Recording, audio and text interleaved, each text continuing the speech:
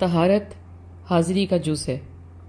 ہم دنیا میں آنے سے پہلے ہی حاضری میں تھے، نفس یا روح کی سطح پہ، یعنی طاہر تھے۔ دنیا میں آ کے کیا ہوا؟ ہم آفس جانے کے لیے نہانے لگے یا اسکول کالج جانے کے لیے۔ کچھ لبادہ ہم رمضان کے لیے عبادت اور پاکیزگی کا اوڑھنے لگے۔ کیا یہی پیار ہے؟ لگن، شکر اور عبادت کیا یہی ہے؟ وضو تو نماز کے لیے ہی ہوتا ہے، اگر کبھی پڑھنی ہو بھولے سے تو، یا اللہ سے کوئی کاروباری مشاورت کرنی ہو تو، وگرنہ کیا۔ اللہ نے ایک پاک مخلوق خلق کی، وہ ذات پاک ہے، اس نے انسان کو خود کی حاضری دینے کے لیے بنایا، تو وہ ناپاک کو خود کی حاضری دینے والا کیسے بنا سکتا تھا؟ انسان پاک تھا جب اس نے کہا بلا تو ہی میرا رب ہے۔ اللہ نے انسان کو دونوں اطراف کی سمجھ دے کر بنایا ہے، یعنی پاک ناپاک کی تمیز، اور پاکی کے فوائد اور ناپاکی کے نقصانات بھی۔ یہاں تو ہم پاکی کے لفظ کو طہارت کے حوالے سے بیان کر کے کھول رہے ہیں، مگر پاکی کا لفظ بہت ہی وسیع معنی خود میں رکھتا ہے، اور ہم اسے وسیع تر معنی میں استعمال بھی کرتے ہیں، جیسا کہ پاک اور ناپاک ارادہ، پاک اور ناپاک نظر، پاک اور ناپاک سوچ، پاک اور ناپاک حرکات، اور مزید بہت کچھ۔ اللہ نے بتایا بھی کہ پاکی ہی مطلوب ہے، حاضری میں جو رہنا ہے، اور اس ہی کا نام تعریف، بیان، شکرانہ زبان پہ رکھنا ہے۔ ناغہ کرنے کی کوئی وجہ قبول نہیں کی جائے گی اس کے حضور۔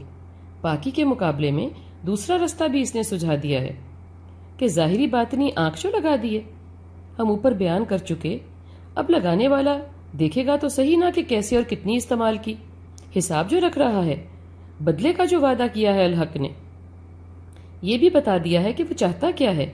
اسے تو معلوم تھا کہ جتنا بھی احکامات ازبر کرا کے بھیج رہا ہوں دنیا میں، جو میں نے اسی کے لیے بنائی ہے، یہ کہاں تک یاد رکھ پائے گا؟ رنگینیوں میں ہی الجھے گا۔ یہی ہوا، عہد ایک آدھ نسل ہی یاد رکھ پائی، سو آخر کار مالک خود کے منتخب کردہ بندوں کو خود کا کلام دے کر بھیجنے لگا، تاکہ پیغمبر سامنے موجود ہو، نہ کہ صرف یادداشت میں ہی رہے۔ مگر کیا، آخری پیغمبر کے جاتے ہی کب نصیب کتاب کو ہی پیچھ ڈالنے لگا، اور حضوری کو بھی۔ نادان یہ بھی بھول گیا کہ وہ بھلے اللہ کو غیب سمجھے، غیر سمجھے، اوٹ میں چلا جائے، آسمان کی یا زمین کی یا سمندروں میں غوطہ لگا لے، اللہ ہر لمحہ نظر رکھے ہے۔ ہمارا کوئی سانس آتا یا جاتا، پلک کا جھپنا، جھپکنا، سوچ کا آنا اس کے سامنے ہے۔ انسان خاک ہو جائے، جلا دیا جائے یا دبا دیا جائے، ہر لمحہ، ہر تصویر اس کے سامنے ہے۔ انسان کی نہیں، ہر ذی روح کی اور ہر جاندار کی بھی، جو کہ اس کی خلق ہے۔ وہ جو اتنا بھرپور موجود ہے، اس کی موجودگی کا احساس انسان کیسے غافل ہو سکتا ہے؟ القرآن میں قصہ آدم سے معلوم یہ پڑا کہ ہم اندر باہر سے طاہر بنائے گئے تھے۔ میں کہتی ہوں اس لیے کہ اللہ کی حاضری میں جو تھے، اور اللہ کی حاضری کا ہی حکم ہوا تھا۔ آپ کا سوال ہوگا کیا غیر اسلامی لوگ بھی؟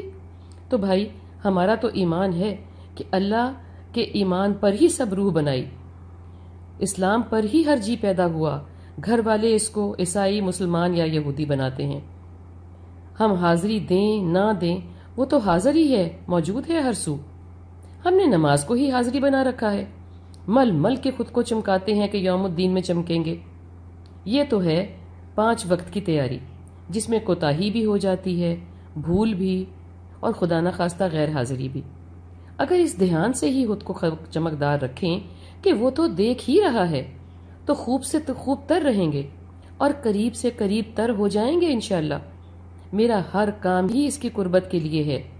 باوضو رہنے کا حکم تو نہیں ہے، البتہ قربت کا گر ضرور ہے۔ یہ واحد گر اپنا لیں، صراط خود ہی مستقیم ہو جائے گی۔